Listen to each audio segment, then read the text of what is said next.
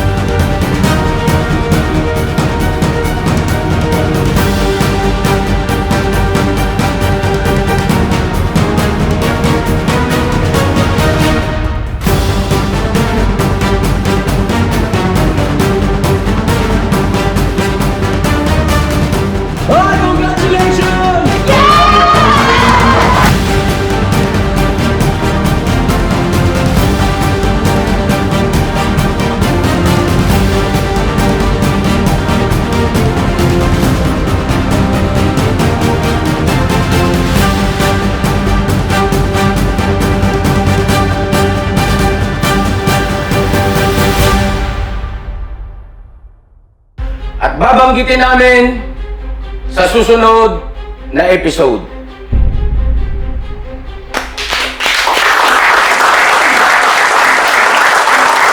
Pero bago yon, hindi pa tayo natatapos. Contestants, hindi pa tayo tapos.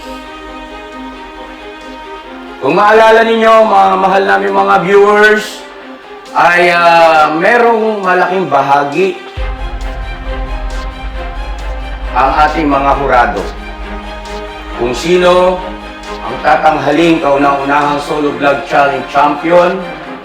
At sa pagkakataong ito, mga mahal namin mga viewers, ay tinatawagan po namin ang aming kasamahang magiging hurado. Walang iba kundi si Papa Dins. Papa Dins, please, take your seat. Ganon din sila Boss Dave, si Budang, at syempre si Thinking Bali. Palakpakan naman natin.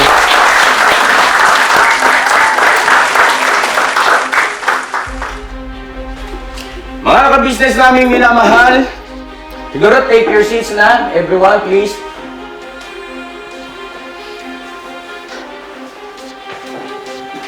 Mga ka-business namin minamahal, gaya nga po ng aking nabanggit sa mga nakaraan, ang ating Solo Vlog Challenge ay inspired ng Survivor Philippines at ang inyong abang lingkod ay minsang napasali sa Survivor Philippines Season 1, isa sa mga naging castaways.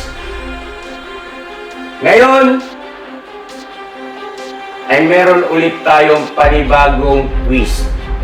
Actually, hindi naman siya twist dahil meron na tayong naging quiz na kayo, ang mga contestants, ang bumoto. Malaking bagay yon. Pero, andun pa rin ang partisipasyon ng mga hurado para matukoy natin kung sino talagang karapat-dapat na tanghaling kauna-unahang Solo Vlog Challenge Champion. Sa pagkakataong ito, mga ka-business naming minamahal, ay magkakaroon ng maiksing pag-uusap ang mga hurado kung sino ang kanilang mga napupusuan at kung bakit yun ang kanilang napupusuan na sa palagay nila ay karapat-dapat manalo sa ating pa-contest. Siguro simulan natin si Papa Dins. Papa Dins, sino ba ang iyong napupusuan? Paalala lamang sa lahat ng mga contestant, kayo po ay walang karapatang magsalita sa pagkakataong ito. Ang tanging nyo pong pwedeng gawin ay makinig sa aming pag-uusap. Pwede kayong mag-reaction batay sa inyong facial expression, pero hindi po kayo pwedeng magsalita. Maliwanag po. Sige, Papa Din, sino ang iyong napupusuan sa 11 mga contestant? Sino ang sa palagay mo ay karapat-dapat na tanghaling kauna-unahang Solo Vlog Challenge Champion? And para sa akin po ka-business, 11 na contestant, ang napupusuan ko po na karapat-dapat na manalo ay si Nika po, ka-business. Si Nika. Mga ka-business namin minamahal, gaya ng aking paalala, hindi porkit si Nika ang kanyang nabanggit sa pagkakataong ito at dahil nga magkakaroon ng pagpapaliwanagan ng bawat isa ay maaaring mabago ang kanyang desisyon. At malalaman yon pagdating sa final kapag sinulat niya na ang kanyang boto dito sa bond paper at ihuhulog na sa drawer para mapasama, mapabilang yung kanyang boto doon sa kanyang gusto manalo. Ano po? Sana maging malinaw yun. Si Nika raw ang gusto ni Papa Dins na manalo at para sa kanya ay karapat-dapat.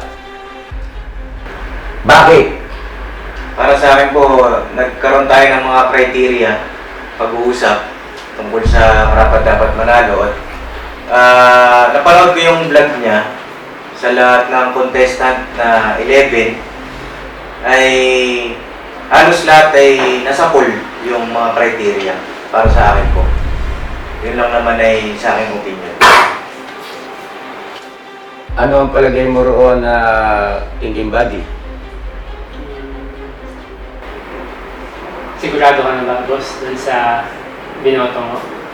Sa akin po ay matagal ko naman ng pinag-isipan, pero siyempre, kaya tayo nandito mga hurado ay titimbangin natin, no? Dun sa part na napasayaw niya yung kanyang na-vlog, dun pa lang sa part na nakuha niya yung loob ng kanyang na-vlog, ay para sa atin bilang mga vlogger, isa sa mga mahirap na parte ng pagbablog natin. At nakita ko kay Nika na naging successful siya dun sa part na yun at napasayaw pa nga niya. At meron ding tagpo na inspiring. At may mga iba rin mga angle na nakita doon sa vlog, yung patulad ng creativity, pumasok din doon. Yun ang sa aking part. Miss Dave? Ito, tutulan ko lang yung sinabi mo, no, kuya. Walang sama na loob. Kasi yung sa part ng pagsasayaw, hindi lang naman doon nakabatay kung doon magiging masaya yung vlog, di ba? Bakit si Boogie? Marami din silang, hindi naman sila sumayaw, pero masaya yung vlog nila. Di ba? Palagay ko yung sa pagsapul ng mga criteria, hindi lang si Nika yung nakasapul no. Halos lahat sila. Yun yung sa akin. Business ka business? Sa akin, bilang Papa Dins, yung siguro nakita rin niya sa pag-vlog ni Nika kasi vlogger na si Papa Dins. Yung nakikita niya na rin sa pag-vlog ni Nika is meron din siyang potential na maging isang vlogger nga.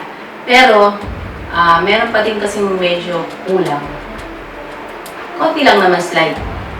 Yun ang akin. Ako naman, patungkol kay Nika, napansin ko roon sa video, ewan ko lang pero andito naman yung ating mga editor. Parang may mga pagkakataon doon na ikinat, tapos inulit. Hindi ako masyado sure doon. Anong obserbasyon niyo ron, mga editor? Sa totoo lang po, meron po talaga mga business. Meron po. Na obvious, bilang isang vlogger kasi, ay hindi yun nakatakas sa aking obserbasyon na para bagang isinyot na tapos ay teka muna, dinilit and then inulit yung pangyayari at naiba na yung sinabi, yung mga terminologies. correct me if I'm wrong, mga editor. Napansin niyo ba yon? At si Nika, yung kanyang facial expression sa paraan ng kanyang pagsasalita ay napaka-normal, ano? Kung yun ang ating pag-uusapan naman. At yung kanyang pag-initiate doon sa punto na kanina ko pa siya pinagmamasdan eh. Nagtitinda siya. And then eventually, nasa harapan niya na pala halos pagpihit niya ng camera. So, mean to say, hindi siya ganun ka makatotohanan. Na sana siguro, kung halimbawa ang mga manonood ay hindi vlogger, ay pasok sa banga. Ano po? Pero kung ang mga manonood ay vlogger, oops, andyan pala sa harapan mo. Diba? Siguro medyo malayo ka pa, tapos mga ka-business, may nakita po ko doon, na sumisigaw siya ng isda. Puntahan natin, mga ka-business. Nay, saglit po! Then, saka yung approach, no? Parang nangyari, medyo may obvious na kinausap muna. Tapos, mamaya-maya konti ay nag-intro na siya. Yun ay aking obserbasyon. Pasintabi po kay Nika, no? Obserbasyon ni Nika Business yon. At sa parting yon, sumasang-ayon yung mga editor na posibleng ang ganun, ano? Pero overall, napakaganda ng kanyang ginawa. At para sa akin, mga ka-business, as a vlogger din naman, no? Kasi pinag-uusapan natin dito bawat aspeto ng paraan ng pag-vlog eh. As a vlogger din naman, ako personally, sa 2 taong mahigit kong pag-vlog, ay hindi maiiwasan na gumawa ka ng ganong uri ng content. As long as walang reklamo yung iyong content material o yung iyong ibina-vlog. Ibig sabihin ay payag siya, no? Sa ganong klase ng setup. May ganon din talagang gumagawang mga vlogger. Ngayon, doon sa punto nung ang pinaka-nagustuhan ko kasi roon, during na nagsasalita siya, naintindihan ko gumagana yung utak ni Nika. Maandar sa anong paraan naisip niya na ipag-grocery. Habang nagsasalita pa lang si Nika, parang si ka-business, habang nagdi-deliver ka ng mga sinasabi mo, pero gumagana yung isip mo na the best dito ipag-grocery ko, kasama siya. No? At napakaganda ng initiation na yon. Gustong-gusto ko yung tagpo na yon. Tapos malinaw rin kung magkano ang ginastos. At doon lang sa bandang huli, no? Asan si Nika, paumanin sa'yo Kasi doon sa bandang huli, very obvious siya na pinaliwanag mo kay nanay, kaya siya pumayag eh. Kasi pinaliwanag mo yung patungkol doon sa pagsasayaw. At ang naging adlib doon, which is okay rin naman, na ay tika muna, sasayawan na lang muna kita. Oh, come on. Diba? Ito, real talk to Oh, come on. May iisip ba ng isang content material o ng tinutulungan ng ibinablog yon? Anong malay niya sa sayaw? Eh, hindi naman siya nanonood ng vlog natin. Diba? Anong alam niya ron? Pero, dahil nga mahusay, yung pamamaraan ni Nika, nagawa niya. Diskarte yun eh. Pumasok doon yung diskarte. Anyway, tapos na tayo. May gusto ka pang sabihin, Papa Din, sa hindi ko alam kung magbabago isip mo, na si Nika pa rin ang gusto mong iboto. Nasa sa iyo yun, no? Ngayon, dumako tayo kay Thinking Body.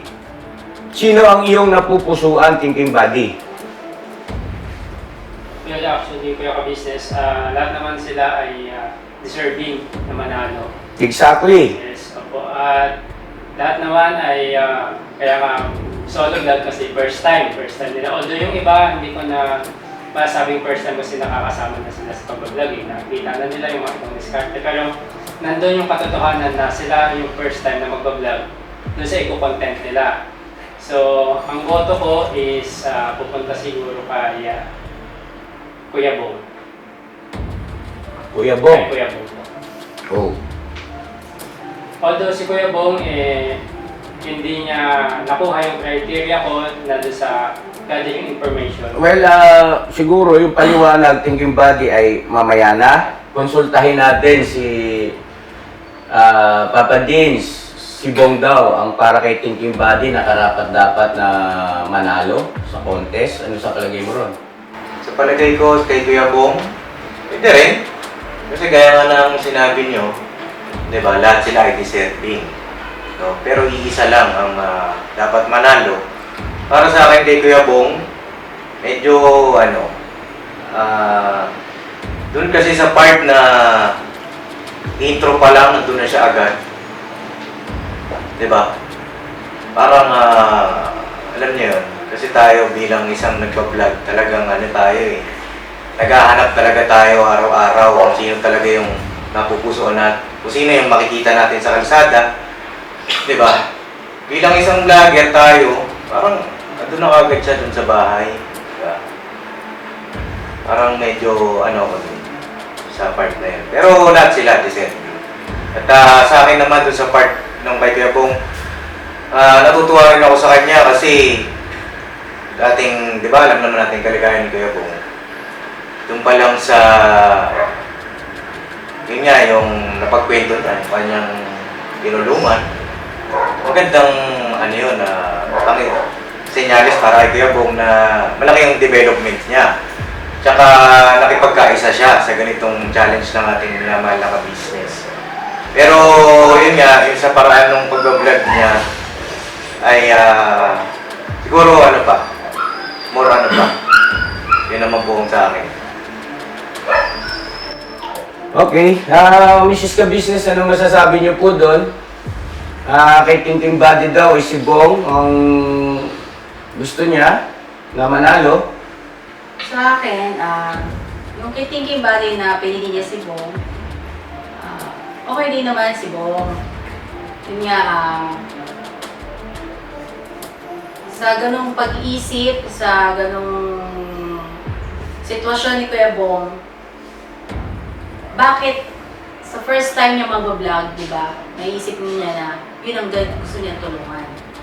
So, ang kay Kuya Bong, iniisip niya na hindi na muna siya maghanap. Ang iniisip niya, yung nakapaligid sa kanya dati noon, na dapat niyang karapat-dapat niyang tulungan. Doon din ako nabilib kay Kuya Bong kasi hindi mo na siya naghanap ng iba na natutulungan. Kumbaga, meron na siyang kaagad na naisip na napusuan. Itong pamilya na to, ikarapat-dapat ko munang unahin tulungan. Yeah, okay sa akin, Mr. Bong. Si Gudang, bigyan natin ng chance na anong masasabi mo ron? Si Bong daw ang para kay Thinking Body na karapat-dapat manalo. Ano sa palagay mo? Para sa akin po sa comment po ni Kuya Thinking Bally tsaka ni Mama po, agree naman po ako na isa rin po si Kuya Bong sa deserving na manalo. Kasi kung makikita naman po natin yung kalagayan ni Kuya Bong, despite sa na ganun yung kalagayan niya, na execute niya pa rin po yung pagbablog na may matulungan. Ayun po. Okay, thank you. Boss Dave? Ayun, okay din naman po yung pagpili nila. Kaya lang, may lang po ako kasi kakilala niya yung bilang niya, di ba? Medyo unfair dun sa iba na talagang naghanap po sila. Pero si Kuya Bong ay isa rin talaga sa deserving manalo. Dahil siya rin naman ay nag-exert ng kanyang effort para matapos niya yung challenge po siya. Okay, para sa akin naman, kay Bong ay susugan ko lang yung binanggit ni Boss Editor Dave na kilala niya kasi yung kanyang hindi nilagay, no? Pero hindi naman kilala niya na siya i-vlog ni Bong. Yes, andun na tayo. Pero, andun pa rin yung katotohanan na kilala niya. kapalagayan niya ng loob. Yes. What if kung halimbawa hindi niya kilala yon at first time niya lang ma-meet at ganun pa rin kaya yung kanyang magiging aktwasyon, ganun pa rin kaya yung kanyang paraan ng pakikipag-usap, pananalita, no? So, malaking factor para sa akin yon. At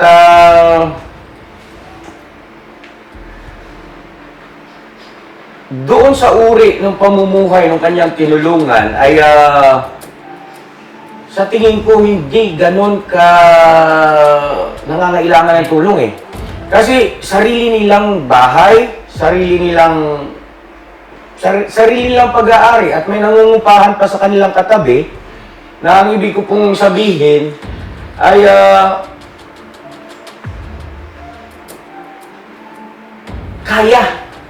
kayang mamuhay ng marangal ng mga kababayan natin na yon. Unlike doon sa ating talagang ginagalugad natin ang bawat lugar, kung sino yung mga kababayan natin na hirap na hirap. For example, Jonathan, for example, Bong, no? Kung paano natin sila unang nakita at paano natin tinulungan. Anyway, Meron kasing meron, di ba meron dyan kahit na ba ikaw, ito lang yan, ka-business. yes, Wala namang nakikinig po ako, Mrs. Ka-Business. Wala naman pong nakatira, di ba, sa division or squatter na walang problema. Di ba, porket na siya yung may-ari ng bahay, sarili niyang bahay, wala na silang problema. Napakalaking punto niyan. Merong paupahan siya, wala na siyang problema. Sa tingin mo ba, yung umuupa na yun, nakabayad agad sa upa? Sa tingin mo ba, yung araw na yun, hindi kailangan ng may-ari ng bahay ng pambili ng bigas? Hindi porket meron silang magandang bahay, hindi porket na sarili niyang bahay yun. Hindi nila kailangan yung araw na yun ng tulong. Porket ba magandang pananamit? Anong tutulungan natin? Gusto niyo lahat lagi purong pulube? Diba? Well, anyway, naintindihan ko po yung punto nyo, Mrs. Ka-Business, at napakaganda ang iyong Kasi yung pagtulong ni Bong ngayon, yun yung time na napusuan yung puntahan. Di ba, Kuya Buddy? Kasi, alam ni Bong siguro yung araw na yun na kailangan ng bigas ng taong yun. Alam ni Bong na kailangan ng pera ng taong yun ng araw na yun. Hindi naman lahat ng tutulungan natin ay nagtitinda, naglalako. Meron nga tayo nga doon hindi nga nila alam na wala tayong bigas eh. Di ba? So, hindi lang dapat lahat ng tutulungan natin ay yung estado ng buhay. Titingnan din natin kung ano yung pangangailangan ng tao. At si Bong, alam niya yung time na yun. Yun ang kailangan ng tao yun. Ng pamilyang yun. Yun ang akin. okay, at napakaganda ng pinupunto ni Mrs. Ka-Business. At well, thinking body, desisyon mo yon, nasa iyo kung sino ang iboboto mo, kung maninindigan ka ba para kay Bong or magbabago ang isip mo. Yan naman ay 11 mga contestant or contestants rather, na nandiyadyaan na lahat ay karapat-dapat manalo. Alright, siguro, obviously naman, Mrs. Ka-Business, kung the way na pinagtatanggol o dinidepensahan niya si Bong, Mrs. Ka-Business, sino ang napupusuan niyo po na para manalo? Para sa akin, lahat silang mga kagwangs, 3Ms, panalo sa akin, sa puso ko. Pero talaga meron isa. Ang gusto ko ay si Kuya Bong. Bakit? Si Kuya Bong, alam natin yung naging buhay niya noon, na ulila, na malimos, nangalakal, naging taong grasa. Pero eto siya ngayon na nakapasok sa ka-business official, naturuan na paano tumulong naman sa iba. Paano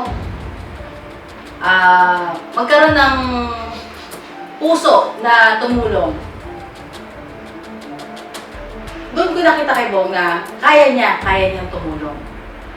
At kaya niya rin na magkaroon din siya ng potential na maging isang vlogger.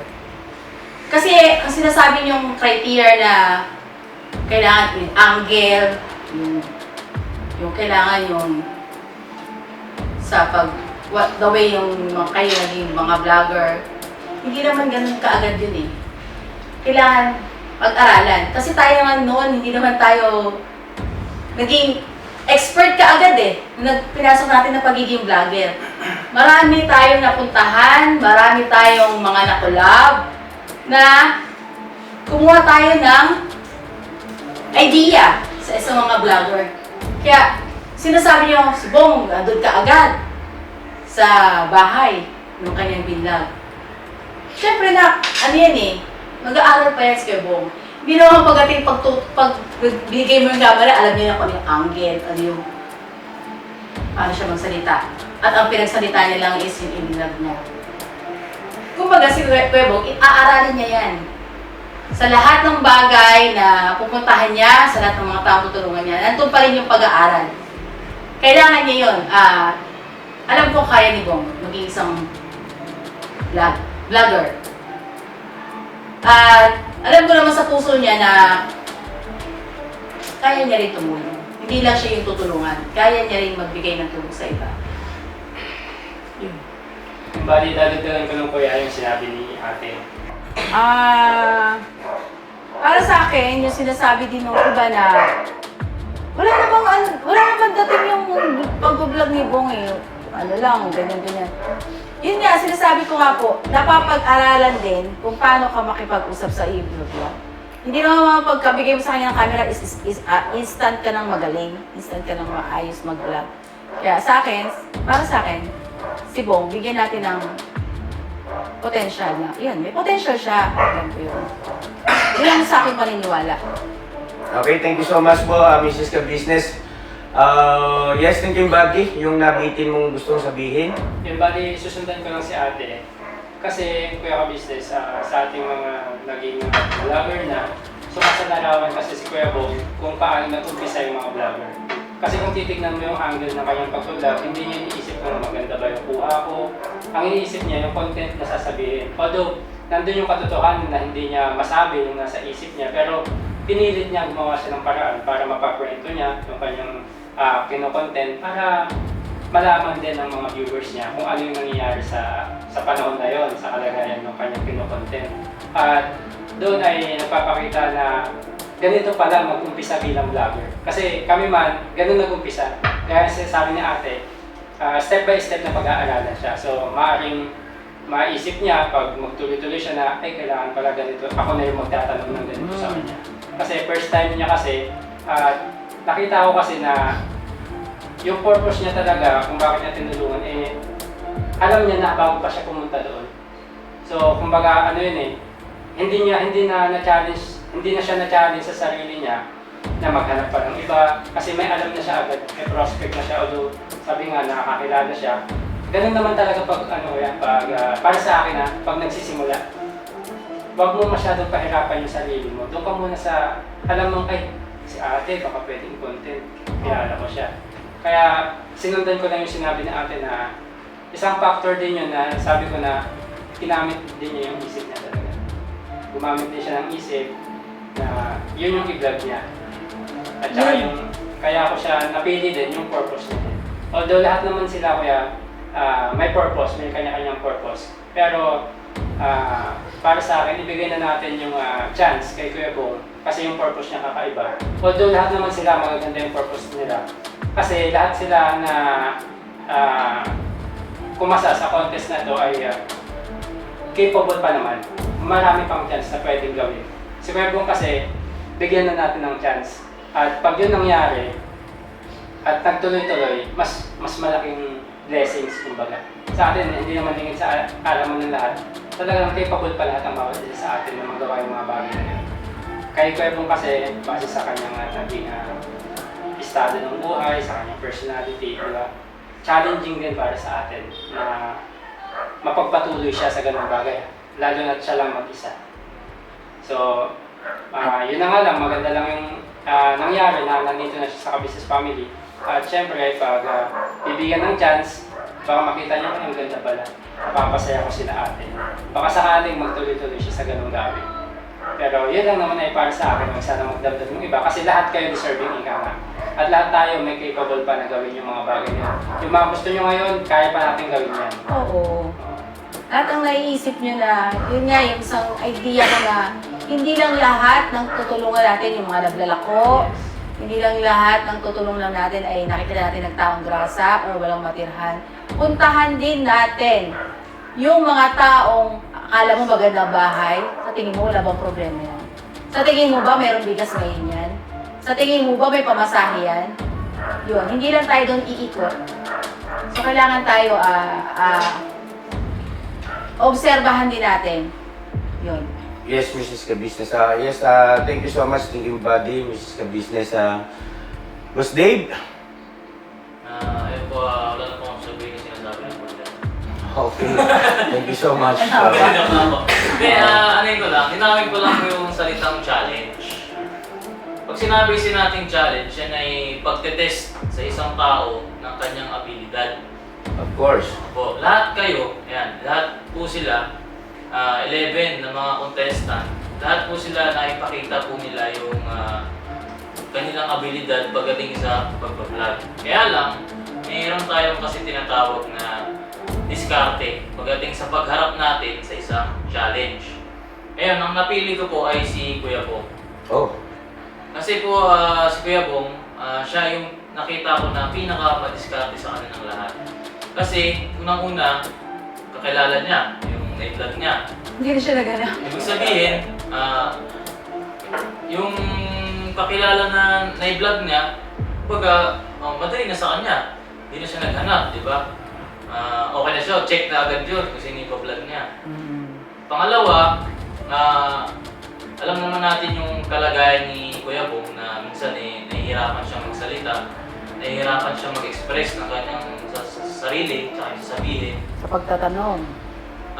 Minsan nga gusto nating sabihin, Kuya Bong, sabihin mo sa amin kung ano yung nararamdaman mo. Pero nahihirapan siya doon, mga ka-business. Dahil dun sa discarding nga niya na yung binablog niya yung napagkwento niya, napagsalita niya, tutusin, mabibilang lang natin sa daliri kung ilan yung nasabi ni Kuya Bong doon eh. Oo. Diba? Kung ilang salita lang, sige, kwento ka na. Kwento ka lang. Ganun lang ang sinabi ni Kuya Bong doon eh. Diba? May sinasabi, may kasabihan nga eh. Diba? Work smarter, not harder. Diba? Baga, kung kaya mong gawa ng paraan, mas mapadali yung buhay mo, yung mga bagay na, mga challenges mo sa buhay, gawin mo. Diba? Para hindi ka mahirapan. Yun ang nakita ko kay Kuya Bong. Ayun naman ay isang kahangahangang bagay. Dahil alam naman natin, yung naging buhay ni Kuya Bong. Ayun ako. Ayun, thank you so much, Boss Dave. Nakaka-business, sa lahat ng mga, excuse me po, sa lahat ng mga hurado, sa lahat ng mga contestants, sa lahat ng mga viewers,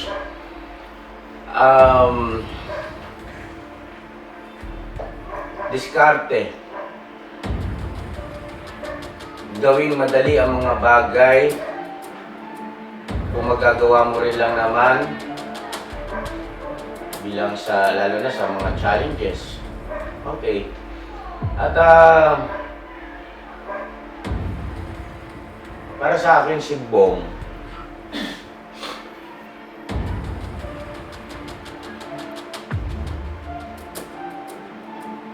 lahat ng sinabi nyo ay opinion nyo yun eh. Yes po. Di ba? At sa opinion ay walang mali. Hindi mo pwedeng sabihin sa kapwa mo na yung opinion mo ay mali. Opinion niya yun eh. At sa aspetong hindi lahat ng dapat tinutulungan natin ay mga taong grasa, pulubi, nasa lansangan, kasi yung mga kababayan natin na nasa, halimbawa, may bahay naman, Pero ang tanong wala nga bang problema? Sa realidad, talagang nangyayari yun. At isang malaking puntos, yung sinasabi ni Mrs. Ka-Business na para mabuksan ang isipan ng lahat ng mga kababayan natin na makakapanood ng vlog na ito, na hindi pulubi lang ang pinakakawawa na kalagayan ng tao dito sa mundo. Bakit? Halimbawa, si Bong, nabanggit ko na rin sa mga nakaraan, pero sa kapakanan ng ating mga ka-business na ngayon pa lang ito maririnig, ay kawawa nga ba si Bong noon? O mas kawawa ang isang kababayan natin na namumroblema dahil walang pambayad ng kuryente? Bukas puputulan na. Walang pambili ng bigas dahil sa natanggal sa trabaho na hindi inaasahan. May inupahan kang ang bahay pero pinaalis ka na.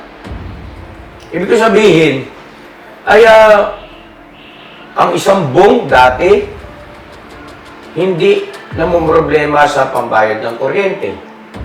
Wala sa kanya yun eh. Anong problema niya? Yung kuryente. Wala ako niyan. Hindi ako nagbabayad niyan. Hindi siya namumroblema sa kanyang pagkain. Ang problema sa pagkain. Dadampot lang ako riyan. Mamaya, may pera na ako. Pag sobra, minsan nauuna pa gin. Asan ang problema ni Bong doon? No? Ng isang Bong. Mentalidad kasi ng tao. Pag nakakita na daw, kawawa naman siya. Oh. Pero tingnan mo sarili mo, baka mas kawawa ka pa riyan eh.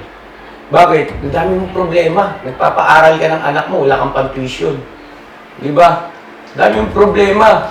Wala kang pambayad ng kuryente, ng bahay, ng tubig, ng upa ng bahay, etc. etc. Lahat yun absorb ng utak mo bilang isang normal. Lahat yun absorb ng damdamin mo bilang isang normal. Ang isang katulad ni Bong, wala siyang nararamdaman sa lahat ng bagay na yun na pinoproblema ng mga normal. Well, anyway, karagdagang ano lang yan, input lang po yan mga ka-business. Kasi naisip ko lang yung binanggit ni Mrs. Ka-Business patungkol dun sa mga uri ng mga tinutulungan. Minsan kasi yung mga kababayan natin, tumulong kasi isang Power Ranger, parang bagang big deal sa kanila na ang laki-laki naman ang katawan niyan. Diba may kakayahan naman yan. Totoo yun. Pero mga ka-business, aminin natin yung katotohanan na tayong mga nasa ganitong posisyon na normal mag-isip, normal ang damdamin, ay tayo ang higit na nakakaramdam ng sakit. No? At saka hirap ng ating kalooban, ng ating pag-iisip kumpara doon sa ibang mga Hindi ko sinasabing pabayaan sila ha. Ang ibig ko lang sabihin, yung mga katulad nila Bong, at saka yung mga katulad ng mga natutulungan nating sila Power Ranger, hindi ko sinasabing pabayaan yung mga katulad kay Bong ha. Ang ibig ko lang sabihin, maging pantay at patas tayo sa pagtingin, sa pagtulong sa mga kababayan natin na nangangailangan. Hindi lahat ng pulubi, no, ay mas kawawa sila kaysa sa kalagayan ng isang kababayan natin na halos mabaliw-baliw na kasi walang may pakain sa kanilang mga anak. May mga ganun eh. Pero may bahay, maayos yung damit. No? So anyway, it's time for us to vote. Pasensya na kayo sa boses ko, mga ka-business. Unahin na natin si Papa Dins. Papa Dins, please, bumoto ka na. At pakihulog mo rito sa drawer ang iyong boto. At,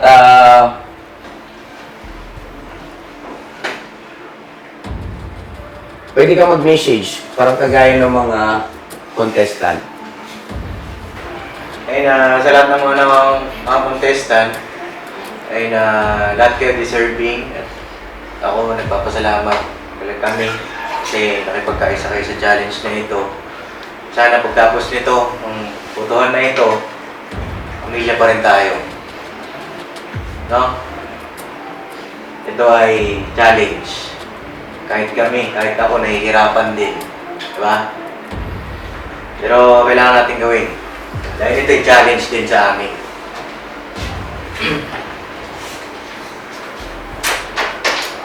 Yoko. Yuko tayo, syempre, huwag natin tingnan si Papa Jeans kung sino ang kanyang ibinoto.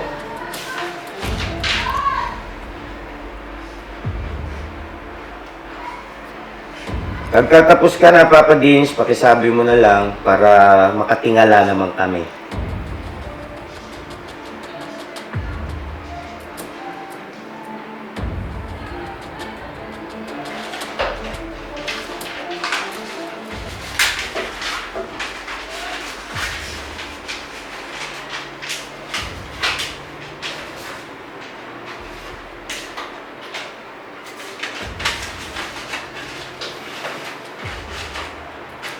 Okay na po.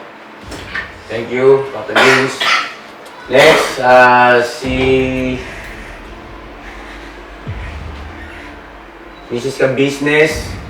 Hindi na ba magbabago ang iyong isipan? Go ahead, Mrs. Ka-Business. At hindi natin alam, no? Who knows? Baka magbago. Yuko tayo lahat. May sasabihin ako isa. Okay, go ahead po. May sasabihin ako sa lahat ng mga naging contestant. Oo, ang pinag-usapan dito ay yung 100,000 pesos. Pero, yung 100,000 pesos na yon, yun ay mauubos at mauubos. Pero, hindi ba, porket ba hindi kayo mananalo ng 100,000 ay wala kayong karapatan maging isang vlogger? Lahat tayo may karapatan maging isang vlogger. So, wag natin titignan lang yung magiging panalo is yung 100,000. Lahat tayo ay deserving maging isang vlogger at walang makakapigil dun sa inyo. Kaya nyo yan.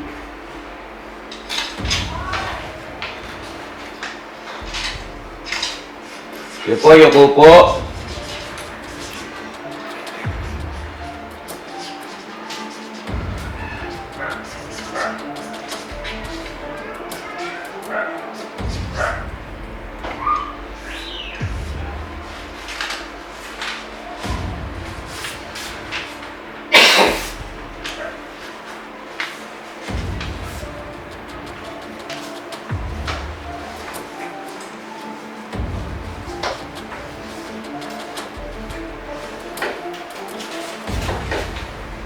Pwede na.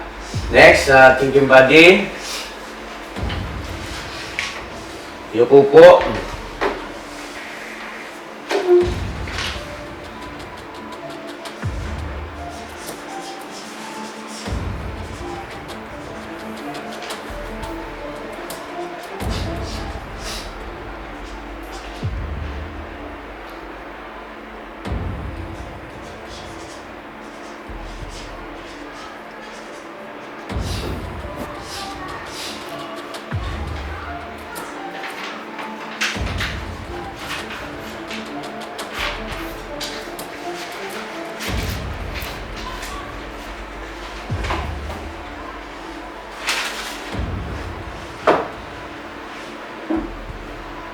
Ayun po.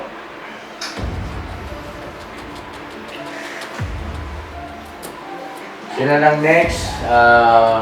Boss Dave. Ayun na, bago ako bumoto, gusto ko namang pasalamat sa inyo lahat. Dahil itong challenge na to, hindi magiging successful hindi dahil sa inyo. Yan challenge yan sa inyo, ganoon din sa aming mga editor, challenge din yan. Congratulations sa ating lahat. Ito ay isang milestone achievement ng ating ka-business official. Palakpakan niyo po yung sarili.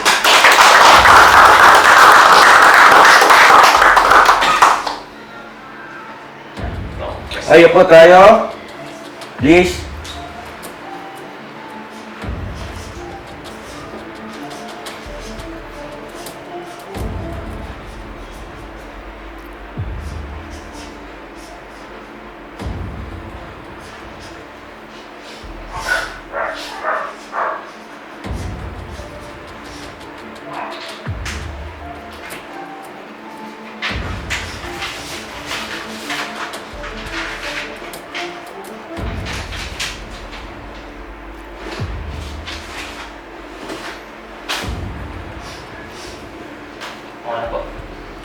Salamat, Boss Dave.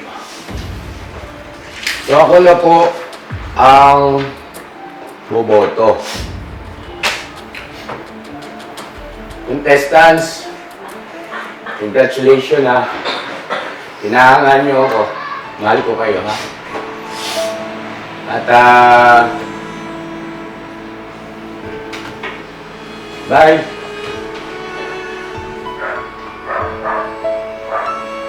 Sobrang proud ako sa inyo. Koy, sa inyo lahat. Ems, salamat ha. Galing, galing. At nakagawa tayo ng ganitong uri ng palaro na kasama yung pagtulong. Wow! Nakapaloob sa isang vlog o vlogger. Thank you so much sa inyong kooperasyon, Buknoy, Burnok, Jonathan, Bugs, Power Ranger, salamat. At syempre Bong, salamat sa Bong.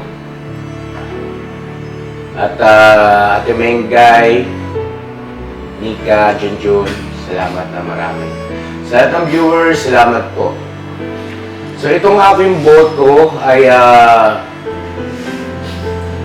sana irespeto ng lahat kasi lahat ng boto ay ipapakita natin yan. Ano po? Mga ka-business, salamat po. Salamat na marami sa inyo. At kung sino man ang magwawagi, ang pakiusap lang ng kuya ka-business, huwag lalaki ulo ha. Huwag kayong magiging mayabang kahit anong mangyari. Kasi simula pa lang yan. At laging bantayan yung puso, yung ating isip, kababaan ng loob. Kasi kapag ka naging mataas ang inyong puso at isipan, ibababa kayo ng Panginoon. Maniwala kayo sa akin. Ha? Tandaan nyo yan.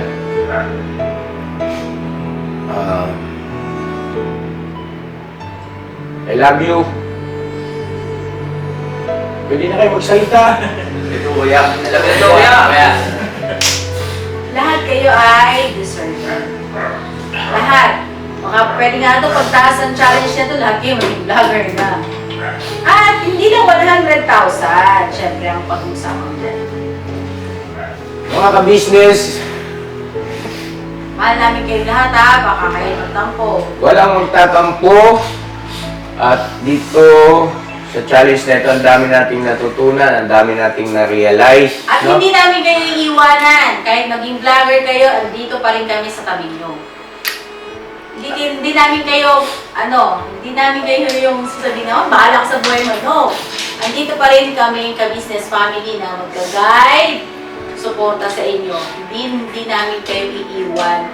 Kahit saan man, kahit kailan man, hanggang kamatayan tayo dito. Ha? Huwag kayong magtatampo na bakit si ganyan ang binoto namin. Wag. Andito kami ni Papa Ka-Business na hindi kayo iiwan kahit anong mangyari. At si Papa Dins andyan. Lahat kami pamilya, thinking body. Walang iwanan dito, ha? At andyan din syempre mga ating mga viewers, subscribers, at sponsors. Mahal namin kayo lahat.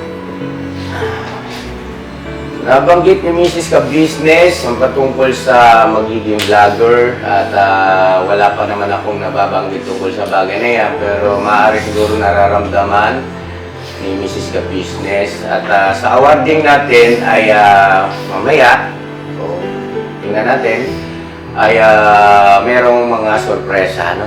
May mga sorpresa yan. At basta, kahit anong mangyari ha, isang pamilya tayo rito ha. Ha? Opo. Sagot! Opo. Hindi namin kayo iiwan. Hindi namin kayo iiwan.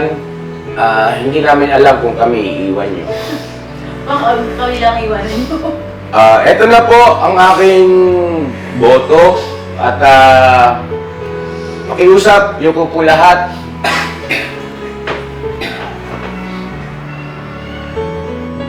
Pero bago yon, ang napupusuan ko pala, hindi ko pa binabanggit, ano? Ang napupusuan ko na manalo. At, yun nga, maging solo vlog challenge champion ay si Nika. Gusto ko rin si Power Ranger. Gusto ko rin si Bai.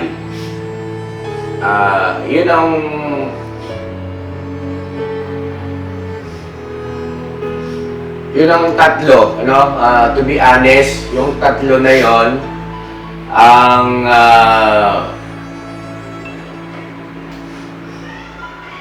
para sa akin, ano, opinion lang po ito. Opinion lang. Yung tatlo na yun ang para sa akin ay nagustuhan ko. Yung paraan lahat ng aspeto. Ito na po. Sige po, ayoko na po tayo. Kikisuyo na lang. At maglalagay ako rito ng mensahe.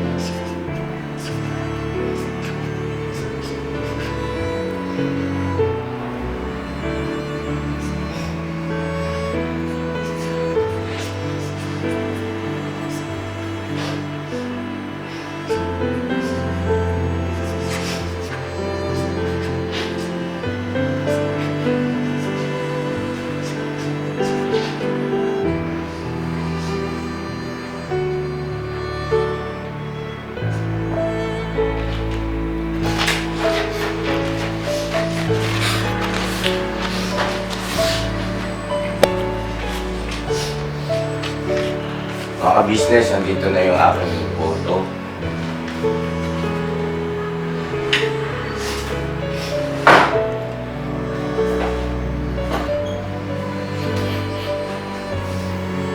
Huwag natin kalilimutan, mga ka-business, na bukod sa mga number ng votes na yan, ay merong isang karagdagang boto si Bong dahil sa number of views. No? Siya kasi nakakuha ng napakaraming number of views. Siguro para hindi magkalituhan, meron pa ba tayong coupon ban dyan? Makisuyo ng isang coupon ban, bunso. At ilagay na natin dito, no? Lahat ng contestant, ilalagay natin dito 1 vote, Kuya Bong, number of views. Okay? Agree ba kayo doon? Opo. Meron bang come on, maging honest kayo sa inyong damdamin, sa inyong naiisip. Lahat ba agree? Ha? Yes po. Di ba pinagin na natin kanina? Wala pa? Wala pa? Pakisulat na lang, thinking body. 1 vote.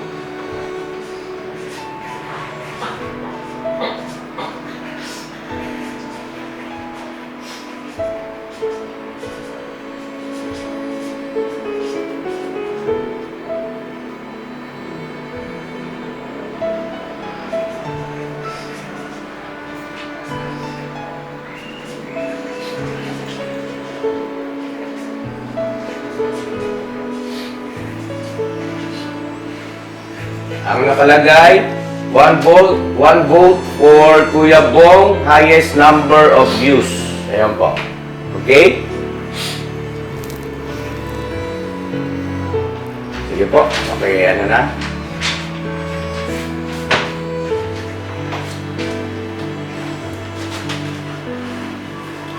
Mga ka-business namin minamahal, salamat ng marami sa pagsama po sa amin. At sana ay na-entertain namin kayo. O marami sa atin ay medyo kinakabahan. At maaaring marami sa atin ay nagkaroon ng pagtatalo sa kanilang puso at isipan. Ganun pa man, paalala lamang po. ito'y isang laro lamang, isang contest. Okay? God bless po sa ating lahat at maraming salamat. Abangan nyo po, magbibihis lang po ang ating mga contestants at gayon din naman kami para makita nyo naman yung aming mga, di ba? Si Papa Dins ay magsusuot yata na saya ba? Ay, kayo na kayo. Palakpakan, masyado seryoso. Thank you so much. God bless sa ating lahat. Maraming salamat po. Saan lang yan? Sa business lang yan! Bira! Pira! At ang nanalo at kauna-unahang Solo Vlog Challenge Champion